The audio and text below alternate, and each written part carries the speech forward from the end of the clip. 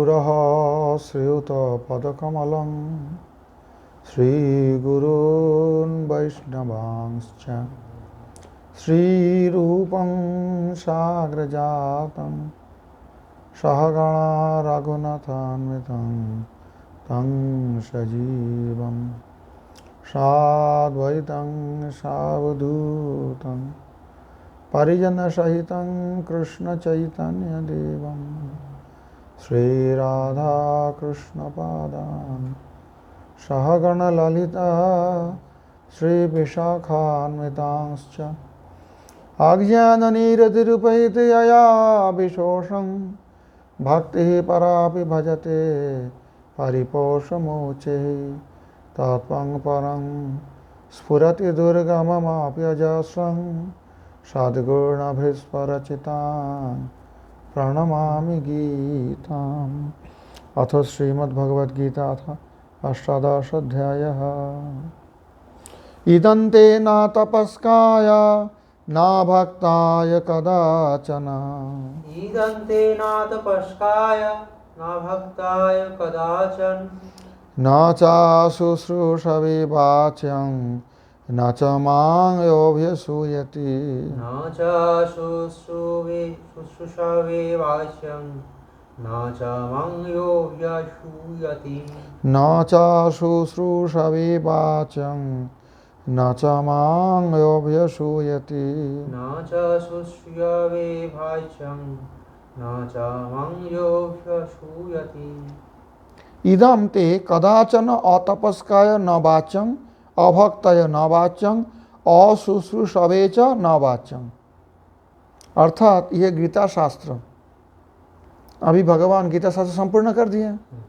अब अधिकारी बता रहे किसको बोलना चाहिए और किसको नहीं बोलना चाहिए। गीता के बारे में किसको बोलना चाहिए, कहते हैं पहले निषेध कर रहे हैं, नहीं बोलना।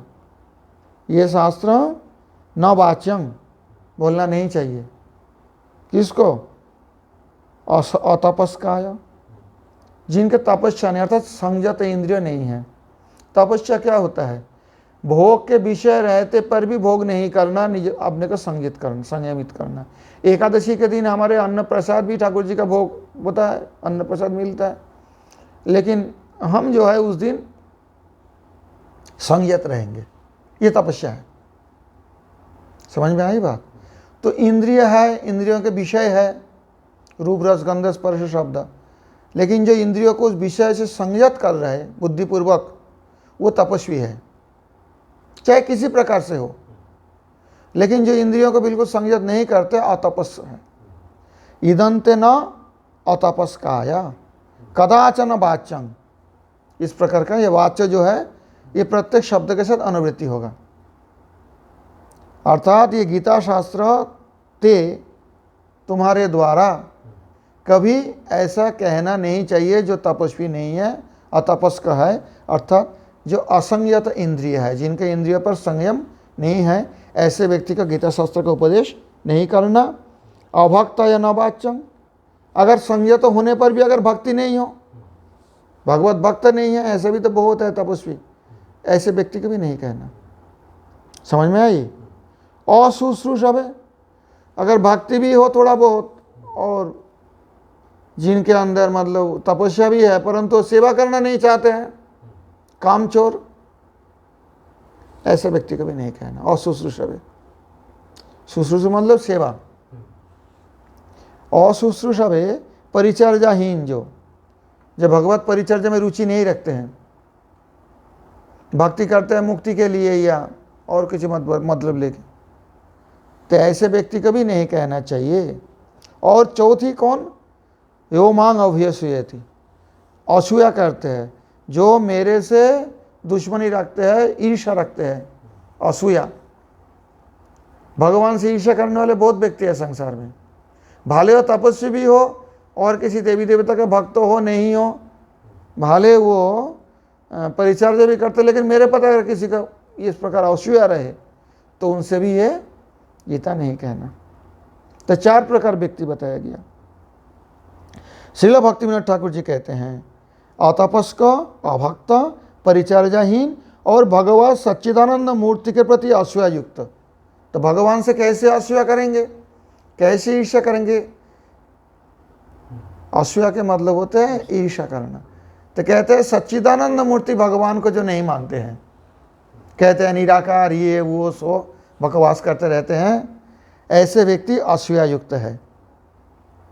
ईश्वर परमः कृष्ण सच्चिदानंद विग्रह, इसके प्रति जो असूया करते हैं, नहीं नहीं ऐसा नहीं हो सकता है, वो तो माया शबलित ब्रह्म है जो सूर्य रूप धारण किया है, सच्चिदानंद नहीं हो सकता है। इस प्रकार भगवान की सच्चिदानंद मूर्ति के प्रति जो द्वेष करते हैं, मानना नहीं चाहते हैं, ईर्ष्या करते हैं, ऐसे व्यक्ति को भी गीता शास्त्र श्रवण नहीं कराना। इसके इसी श्लोक के द्वारा 67 श्लोक के द्वारा यहाँ गीता के अधिकारी निर्णय किया गया। यहाँ तो अनधिकारी के बारे में बताया, अधिकारी नहीं है। जो ये 4 प्रकार व्यक्ति गीता श्रवण के अधिकारी नहीं है। श्रील बलदेव विद्याभूषण प्रभु जी कहते हैं अतः सोपदिष्टं गीता शास्त्रं पात्रेभ्यैव न तो अपात्रेभ्यो देयम इति उपदिश्यते। भगवान कहते हैं कि अपने द्वारा जो उपदिष्ट गीता शास्त्र भगवान श्री कृष्ण ने अर्जुन को जो गीता शास्त्र का उपदेश किया है, वो पात्र का ही देना चाहिए, अपात्र का नहीं देना चाहिए। ये भगवान अब अर्जुन को उपदेश कर रहे हैं। जो पात्र कौन है, अपात्र कौन है। अपात्र कौन है? जो अयोग्य है। ये 4 प्रकार के बताएं। इदं शास्त्रं ते अर्थात त्वया, तुम्हारे द्वारा, अतपस्काय अजितेंद्रियाय न वाच्यम, जिनको इंद्रियों पे संयम नहीं है, जो इंद्रिय संयम नहीं कर सकते, ऐसे व्यक्ति का तुम्हें उपदेश नहीं करना गीता। ठीक है। तपस्वी ने अपनी अभक्ताय शास्त्रोपदेष्टरी त्वयि शास्त्र प्रतिपाद्य मयि च सर्वेश भक्ति शून्याय न वाच्यम। अगर तपस्वी होने पर भी जो अभक्त है, अभक्त के मतलब क्या है? तुम शास्त्र उपदेश करोगे, गुरु तुम्हारे प्रति जिनका भक्ति नहीं है, शास्त्र प्रतिपाद्य मैं जो सर्वेश्वर हूँ, मेरे प्रति जिनकी भक्ति नहीं है, ऐसे व्यक्ति को गीता शास्त्र का उपदेश नहीं करना चाहिए। यस्य देवे पराभक्तिर यथा देवे तथा गुरु तस्यैते कथिता ह्यर्था प्रकाशन्ते महात्मना। क्योंकि ऐसे व्यक्ति को उपदेश करना व्यर्थ होगा। तपस्या करते हैं, इंद्रिय संयम करते हैं, परंतु भगवत चरण में भक्ति नहीं है, गुरु के प्रति भक्ति नहीं है, ये तात्पर्य उनके निकट प्रकाशित नहीं होंगे शास्त्र। तपस्वी ने अपि भक्ताय अपि अशुश्रूषवे श्रोतुम अनिच्छवे न वाच्यम। शुश्रूषा का मैंने एक अर्थ बताया, सेवा अभिलाष, और एक शुश्रूषा होता है श्रवण की इच्छा। शुश्रूषु श्रद्धानश्च वासुदेव कथा रुचि, जिनका श्रवण इच्छा नहीं है, ऐसा संयत इंद्रिय भी हो, भक्ति भी रहे, लेकिन सुनना नहीं चाहता है, उनके भी जबरदस्ती सुनाना नहीं। न वाच्यम यो मांग सर्वेश्वरम और यो मांग अभ्यस हुयति। इसका तात्पर्य जो बलदेव विद्याभूषण जी अपने भाष्य में कहते हैं, जो मेरे प्रति असूया बुद्धि, द्वेष बुद्धि, ईर्ष्या करते हैं। यो मांग सर्वेश्वरम नित्य गुण विग्रहम असूयति मयि मायिक गुण विग्रहता आरोपयति। यो मांग सर्वेश्वरं नित्य गुण विग्रहम असूयति मयि मायिक गुण विग्रहता आरोपयति। तो कौन है असूया करने वाले? जो मैं सर्वेश्वर हूँ, भगवान कृष्ण कहते हैं, मैं नित्य गुण विग्रह, अर्थात नित्य गुण मतलब नित्य अप्राकृत गुणयुक्त स्वरूप हूँ, और मुझ पर मायिक गुण विग्रहता आरोपण कर देते हैं। ये मायिक सत्व गुण से, ये गुण से ये विग्रह हुआ, नहीं तो ऐसे रूप कैसे होगा? ऐसे व्यक्ति है जो मुझसे असूया करते हैं, अर्थात ईर्ष्या करते हैं। तस्मै तो नैव वाच्यम, ऐसा व्यक्ति का नहीं कहना, गीता शास्त्र का उपदेश नहीं करना। भिन्नया विभक्त्या तस्य निर्देशः, यहाँ पर एक भिन्न विभक्ति लगाए, नचा मांग अभ्यसूयति।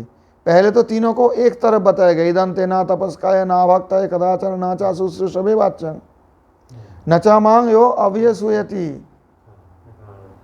नचा मांग, और उसका भी नहीं जो मुझसे असूया करते हो, ईर्ष्या करते। नैव वाच्यम, उसको कभी भी नहीं कहना चाहिए। ज़्यादा जोर देने के लिए इस पे, इस शब्द पे, जो अस्वीकार करते हैं सबसे अनधिकारी है गीता का। ये भगवान के सच्चिदानंद विग्रह, नित्य गुण विग्रह, उनके प्रति माइक गुण विग्रहता का आरोप करते हैं। ये सबसे ज़्यादा अनधिकारी है, इसलिए इसका अलग रूप से नैव वाच्यम कभी भी नहीं कहना चाहिए। भिन्नया विभक्त्या तस्य निर्देशः, भिन्न विभक्ति का प्रयोग किया गया, बाकी सब एक विभक्ति में चला है। ये चतुर्थी विभक्ति में चला है, तपस्काय, भक्ताय, शुश्रूषावे। यहाँ पर न च मांग अभ्यसूयति, यहाँ पर दूसरा विभक्ति आ गया ना, चतुर्थी विभक्ति नहीं है। मांग जो अभ्यसूयति न वाच्यम, इदंते न वाच्यम, मुझ पर जो अस्वीकार करते हैं।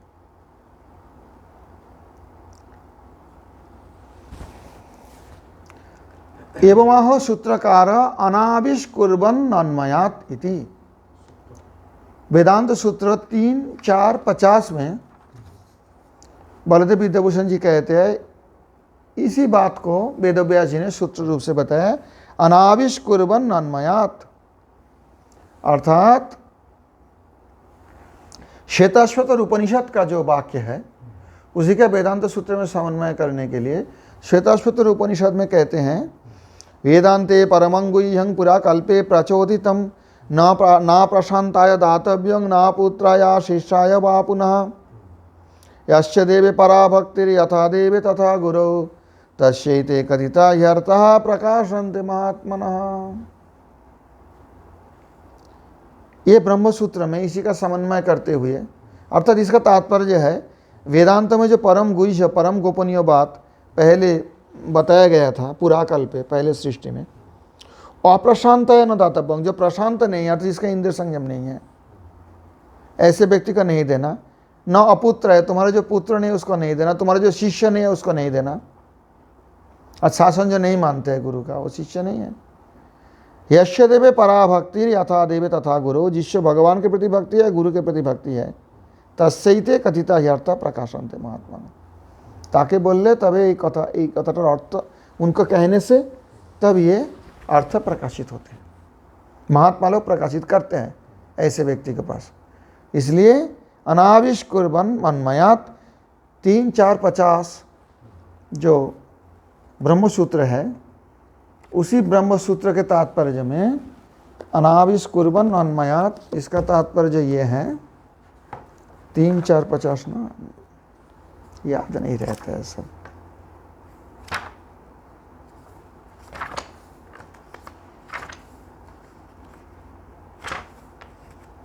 तीन 4.50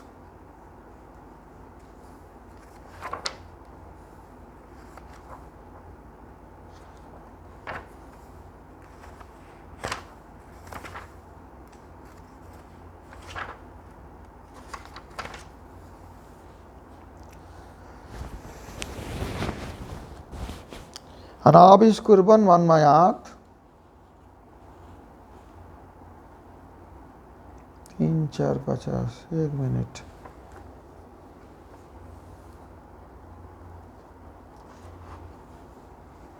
तृतीय खंड तो यहाँ है ही नहीं।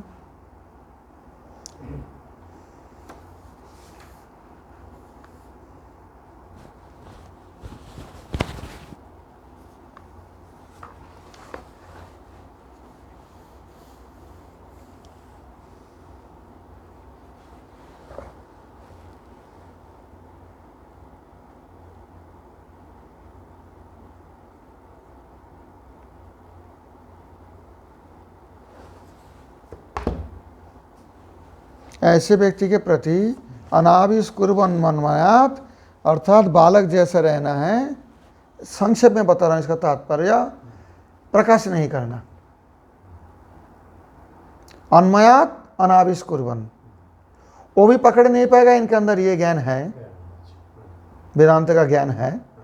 बाल्येन अभ्यासेन, ऐसे बृहदारण्यक उपनिषद है और भागवत में ही बताया है बुधो बालकवत चरित बदित उन्मत्तवत विद्वान। विद्वान होने पर भी बालक जैसे समाज के साथ चलना चाहिए, क्योंकि बहुत प्रकार के व्यक्ति हैं, सभी के समक्ष ये गुह्य वेदांत के जो गोपनीय ज्ञान प्रकाश करने योग्य नहीं है, क्योंकि अधिकारी नहीं है ये लोग। इसलिए अनाविष्कुर अन्वयात एक अधिकारिणी है, जो ये प्रकाश नहीं करना चाहिए। तृतीय अध्याय का अंत में बताया, अर्थात तृतीय अध्याय जो है वेदांत सूत्र का, ये अभिधेय है, कैसे भजन करना चाहिए। उसके अंत में बताते हैं अनाविष्कुर अन्वयात। ये बात जो है, ज्ञान जो है प्रकाशित नहीं करना चाहिए। जैसे आदमी सोचे भोले वाला है, बालक है, मूर्ख है, ऐसे है। संसार के लोग के लिए ऐसे देखना चाहिए। संक्षेप में ये बात है, समझ में आई बात।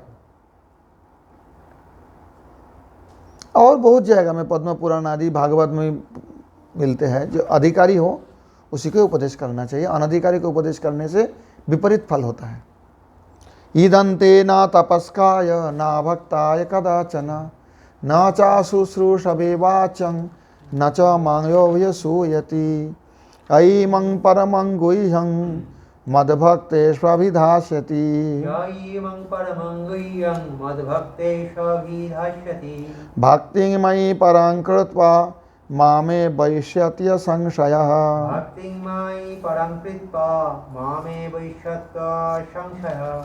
भक्तिं मयि परां कृत्वा मामे वैष्यत्य संशयः। भक्तिं मं परं कृत्वा मामे वैष्यत्य संशयः।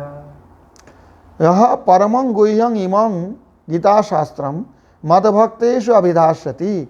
जो परम गोपनीय यह गीता शास्त्र मेरे भक्त के निकट उपदेश करेंगे। मयि परांग भक्ति कृत्वा, मेरे प्रति पराभक्ति श्रेष्ठ भक्ति कर, असंशय सन, संशय रहित होकर, मामे वैष्यति, मुझे को ही प्राप्त करेंगे। अर्थात मेरे भक्त के पास जो परम गुह्य गीता शास्त्र का उपदेश करेंगे, वो उपदेश के द्वारा वो मेरे प्रति पराभक्ति का आचरण करेंगे, श्रेष्ठ भक्ति, अर्थात कीर्तनाख्य भक्ति। गीता बोलना क्या होता है? कीर्तन करना ही होता है ना। भगवान के नाम रूप गुण लीला परिकर विशेषता, यही है वर्णन इनमें, उपदेश। तो सर्वश्रेष्ठ भक्ति करके मुझे ही प्राप्त कर लेंगे और किसी के पास नहीं जाएंगे। इसलिए भक्तिविनोद ठाकुर जी कहते हैं, जो मेरे भक्तों को ये परम गुह्य गीता वाक्य, पहले बता दिया किसको नहीं कहना चाहिए, अभी कहते हैं जो अधिकारी को ऐसी वाक्य कहेंगे, जो अधिकारी व्यक्ति का गीता उपदेश करेंगे, जो मेरे भक्तों को इस परम गुह्य परम गोपनीय गीता वाक्य उपदेश करेंगे, वो मेरे निर्गुण भक्ति प्राप्त कर मुझे प्राप्त हो जाएंगे।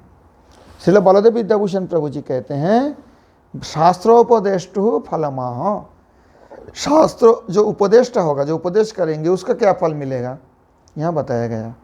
या एतत् परमं गुह्यम एतद उपदेष्टुर आदौ मत परभक्ति लाभ तत मत पद लाभ भवति। जो इसको उपदेश करेंगे वो पहले मेरे पराभक्ति लाभ करेंगे, निर्गुण भक्ति, और उसके बाद मेरा चरण कमन अथवा मेरा धाम को प्राप्त कर लेंगे। तो पहले पराभक्ति की प्राप्ति है, उसके बाद भगवत प्राप्ति है।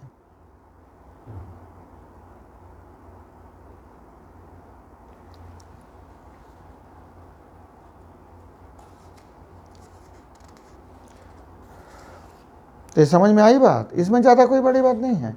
यही मंग परमं गुह्यं मद्भक्तेष्वभिधास्यति भक्तिं मयि परां कृत्वा मामे वैष्यत्य संशयः न च तस्मान् मनुष्येषु कश्चिन् मे प्रियकृत्तमः। न च तस्मान् मनुष्येषु कश्चिन् मे प्रियकृत्तमः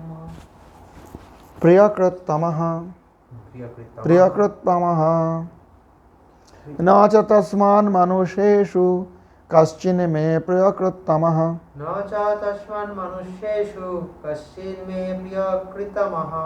भाविता न च मे तस्माद् अन्यः प्रियतरो भुवि। भविता न च मे तस्मात् अन्यः प्रियतरो भुवि। भाविता न च मे तस्माद् अन्यः प्रियतरो भुवि। भविता न च मे तस्मात् अन्यः प्रियतरो भुवि। मनुष्येषु तस्मात् कश्चित् में प्रियकृत्तम न च। संसार में उससे ज़्यादा मेरा प्रिय कार्य करने वाले और कोई भी नहीं है मनुष्य में, संसार में नहीं, मनुष्यों में। कौन सा प्रिय कार्य? जो यइमं परमं गुह्यं मद्भक्तेषु अभिधास्यति, ये परम गोपनीय गीता शास्त्र मेरे भक्त के निकट व्याख्यान करेंगे, उपदेश करेंगे, उससे ज़्यादा मेरे प्रिय कार्य करने वाले मनुष्यों में कोई नहीं है। भूभि च तस्मात् में अन्न प्रियतर न भविता, भविता न च में तस्मात् अन्न प्रियतरो भूभि, भूभि च तस्मात् में अन्न प्रियतर न भविता। और संसार में भी, पृथ्वी में भी उससे अपेक्षा मेरा और कोई प्यारे नहीं बनेंगे, उससे ज़्यादा प्यारे और कोई नहीं होंगे। अर्थात श्रील भक्तिविनोद ठाकुर जी अपने जो व्याख्यान में कहते हैं, इस संसार में, इस नरलोक में, मनुष्य लोक में उनसे ज़्यादा मेरा अत्यंत प्रिय कार्य साधक और मेरा प्यारे और कोई भी नहीं है और कभी होगा भी नहीं। अर्थात गीता उपदेश के द्वारा जो मेरे भक्तों को उपकार करेंगे, जिन भक्तों के पास जो गीता का शास्त्र को उपदेश करेंगे, उससे ज़्यादा प्यारे मेरे कोई होगा भी नहीं और है ही भी नहीं संसार में। और क्योंकि मेरा सबसे प्यारा कार्य जो कर रहे हैं, श्रील बलदेव विद्याभूषण जी कहते हैं, न चाहती तस्मात् गीतोपदेष्टु सकाशात् अन्य मनुष्येषु मध्ये मम प्रियकृततमः परितोषकर्ता पूर्वं नाभुन्न च भविष्यति। अर्थात बलदेव विद्याभूषण जी अपने भाष्य में कहते हैं, गीता शास्त्र के उपदेष्टा से मनुष्यों में और मेरे परितोषकर्ता अर्थात मुझे प्रसन्न करने वाले पूर्वं नाभुन्न च भविष्यति, पहले भी कोई नहीं हुआ था और बाद में भी नहीं होंगे। अर्थात गीता शास्त्र का भक्तों में जो उपदेश करेंगे वो मेरा सबसे प्यारा पहले भी रहा, अभी भी है, भविष्य में भी रहेगा, उससे ज़्यादा प्यारा मेरा कोई होगा ही नहीं। मम तस्माद् अन्नः प्रियतर भुवि न भुवन न च भविष्यति, उससे ज़्यादा प्यारा संसार में मेरे को पहले कभी नहीं हुआ, आगे भी नहीं होंगे। बस समझ में आई बात?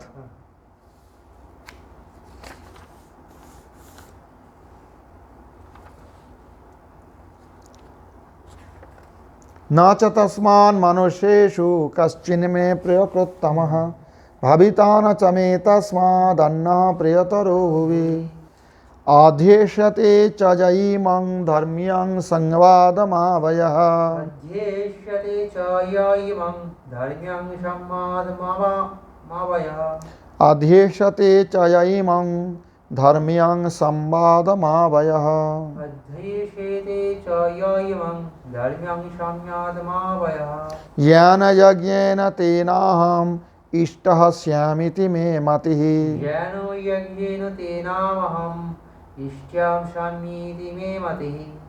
यह च आवयः इमं धर्म्यं संवादम अध्येष्यते, और जो यह च और जो हम दोनों का ये जो धर्म समन्वित संलाप का अध्ययन करेंगे, अध्येष्यते मतलब अध्ययन करेंगे, पढ़ेंगे, चर्चा करेंगे, सोचेंगे, तेना ज्ञान यज्ञ नाहम इष्टः स्याम, उसके द्वारा मैं पूजित होंगे। कैसे पूजित होंगे? ज्ञान यज्ञ द्वारा। अर्थात जो गीता का अध्ययन करेंगे, संवादम आवय, हम दोनों का जो संलाप कथोपकथन जो गीता में बताया गया वही गीता का ज्ञान है। जो इसका अध्ययन करेंगे वो ज्ञान यज्ञ के द्वारा मेरे पूजा करेंगे, मतलब मैं पूजित हो जाऊंगा उसके द्वारा। इति में मति, मेरा यह अभिप्राय है। कोई माने नहीं माने, कृष्ण स्वयं कहते हैं कि मैं तो मानूंगा, मेरी पूजा कर रहे हैं। संसार कह सकते हैं पूजा कैसे किया, गीता पाठी तो किया, गीता का अध्ययन किया। कृष्ण कहते जो गीता का अध्ययन किया मैं मानूंगा। इति में मति ज्ञान यज्ञ न तेन अहम इष्ट, ज्ञान यज्ञ के द्वारा मेरा पूजा की है ऐसा मैं मानूंगा।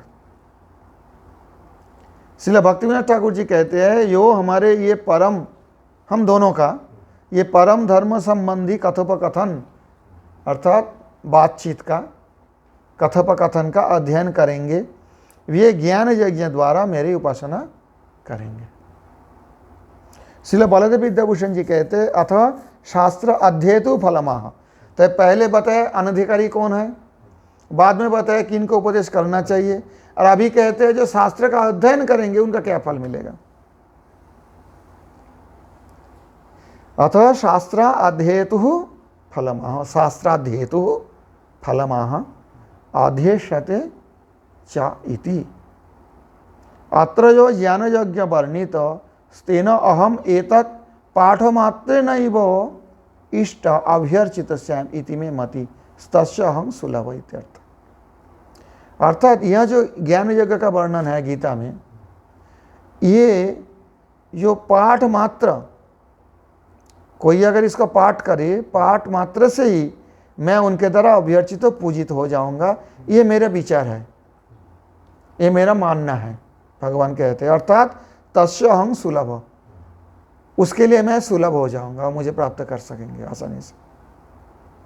समझ में आई बात? गीता पाठक के निकट भगवान सुलभ है। अध्येषते च जयिमं धर्म्यं संवादमावयः ज्ञान यज्ञेन तेनाहमिष्टः स्यामिति मे मतिः। श्रद्धावान् अनसूयश्च शृणुयादपि यो नरः। श्रद्धावान् अनसूयश्च शृणुयादपि यो नरः। श्रद्धावान् अनसूयश्च शृणुयादपि यो नरः। श्रद्धावान् अनसूयश्च शृणुयादपि यो नरः। सोऽपि युक्तः सोऽपि मुक्तः शुभान् लोकान् प्राप्नुयात् पुण्यकर्मणाम्। सोऽपि मुक्तः शुभान् लोकान् प्राप्नुयात् पूर्णकर्माणाम्। कहते हैं श्रद्धावान अनसूया च, श्रद्धा संपन्न होकर और असूया रहित होकर। असूया पहले बताया ना, भगवान के सच्चिदानंदमय विग्रह में माई का तकार्पण करते हैं, असूया है। यह नरः शृणुयादपि, यो व्यक्ति श्रद्धावान होकर और ईर्षाहीन होकर श्रवण करेंगे, श्रवण भी करेंगे, चाहे चिंतन नहीं कर पाए, चाहे अध्ययन नहीं कर पाए, सिर्फ श्रवण ही करेंगे। सौपि मुक्तः पुण्य कर्मणान शुभान लोकान प्राप्नुयात्। पुण्य कार्य करने वाले लोग जिस धाम पे जाते हैं, जिस शुभ लोक को प्राप्त करते हैं, वो भी उसको प्राप्त कर लेंगे सिर्फ गीता सुनने से ही। श्रद्धावान होकर, असूया रहित होकर, ये दोनों शर्तें हैं। श्रील भक्तिविनोद ठाकुर जी कहते हैं जो भक्त नहीं है परंतु मेरे प्रति जिनकी श्रद्धा है और असूया नहीं है, ईर्ष्या नहीं है, वे गीता श्रवण करने से पाप मुक्त होकर पुण्य कर्मादियों के लोक प्राप्त करेंगे। अर्थात पुण्य करके लोग जहाँ जाते हैं वहीं पर हो जाएंगे।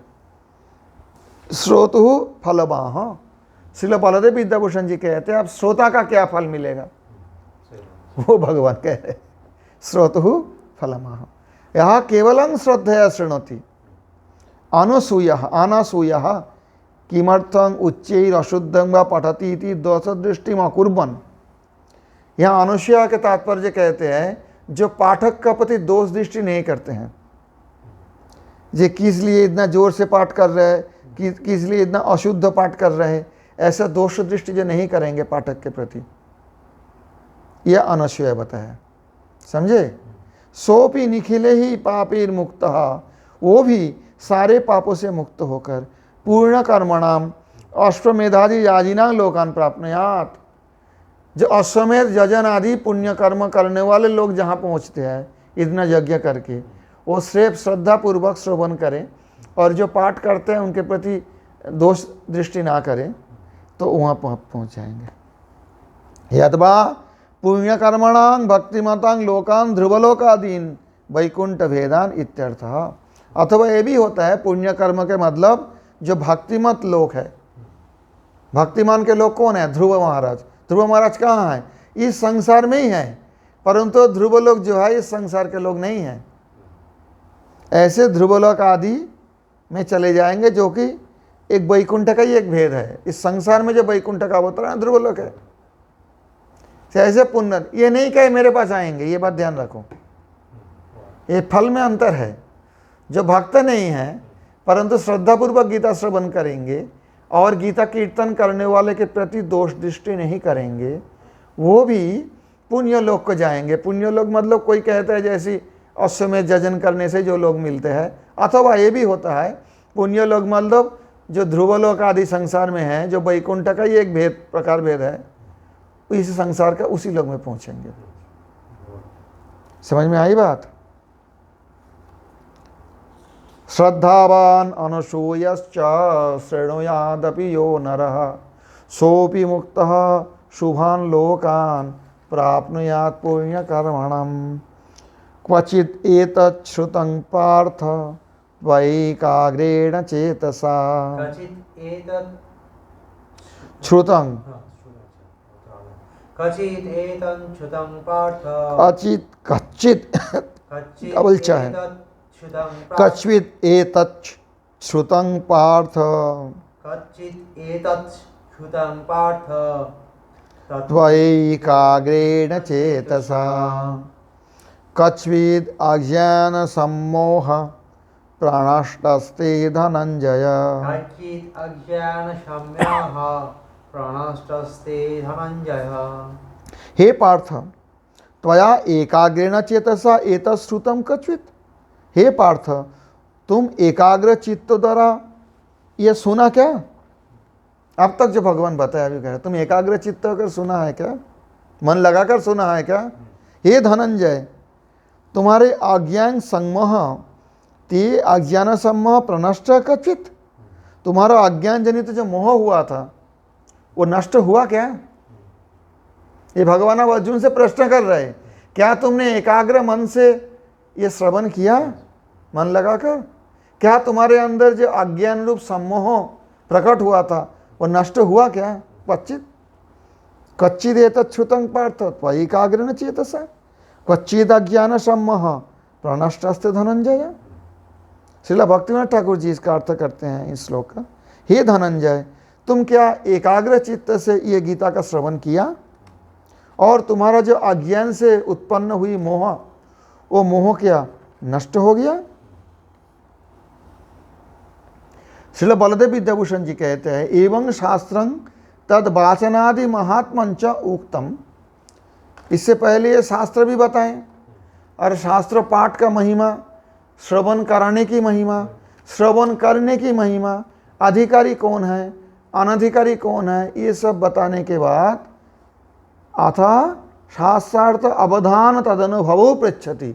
आप भगवान प्रश्न कर रहे, जो शास्त्र अर्थ का अवधानन समझने के बाद क्या अनुभव होता है तुम्हारे अंदर? समझ में आई बात? अब तक क्या बोले भगवान कि शास्त्र उसकी जब महिमा, शास्त्र वाचन का महिमा, शास्त्र श्रवण का महिमा, अधिकारी अनधिकारी ये सब कहने के बाद अथा शास्त्रार्थ अवधान तदनुभवो पृच्छति। तुमने क्या शास्त्रार्थ अवधान किया? सुना मन लगाकर और उसका अनुभव भी पूछा, क्या यह शास्त्र सुन के, शास्त्र सुनने के पश्चात तुम्हारा मोह दूर हो गया क्या? तो दो प्रश्न पूछे है ना यहाँ। एक, शास्त्रार्थ अवधान किया कि नहीं? अवधान करना, एकाग्रचित्त श्रवण करना, किया कि नहीं, समझा कि नहीं? और दूसरी बात, ये शास्त्रार्थ श्रवण करके अगर किया हो तो उससे क्या तुम्हारा ये मोह प्रनष्टस्ते धनंजय, नष्ट हुआ। क्वचिदिति प्रश्नार्थ अव्ययम, ये क्वचित शब्द अव्यय है, प्रश्नार्थ में प्रयोग होता है। सम्यक अनुभवा अनुदय पुनरअपि एतत् उपदेक्ष्यामि इति भावः। अगर सम्यक रूप से तुम्हारा अनुभव नहीं हुआ तो मैं फिर से तुम्हें इसका उपदेश करूँगा। भगवान का ये भाव है, मैं फिर से तुम्हें गीता शास्त्र का उपदेश करूँगा अगर तुम सम्यक अनुभव नहीं किया हो तो।